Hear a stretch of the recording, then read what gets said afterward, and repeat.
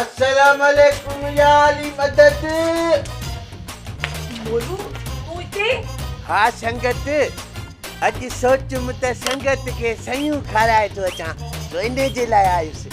अल्लाह मुंहिंजे लाइ तूं पान ठही तयार करायूं आहिनि। एतिरी मवालीअ जी काथे थी हले, मुंहिंजी अम्मा खे मुंझायो।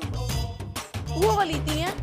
अम्मा खे चयुमि त ॾाढो ऐं ॾाढी मूंखे ख्वाब में तंग था कनि, छो इन लाइ शयुनि जो ख़त मूं ॾियार, ख़त में लाइ शयूं तयारु कराए अॼु मां खणी आयो आहियां त संगत खे मां पंहिंजे हथनि सां खाराईंदुसि। खत में बि नियत वारियूं ठहियूं, मां तो न ठाहींदसि, मां दिली मुलियानी आहियां। चरी दिल में त तोखे खाराइण जी नियत हुई न, बसि ज़बान सां अम्मा खे चयुमि तुद बि हुते, भले इहे तयूं मां तान ताईंदसि। दिल दुखाए छॾियई अॼु। अॻु में ई मुंहिंजी संगत चवंदी त तुंहिंजी संगत सुरीली न आहे, पर अॼु तो ॿुधाए छॾियो। हाणे मुंहिंजे हथनि सां खा त संगत ख़ुशि थिए।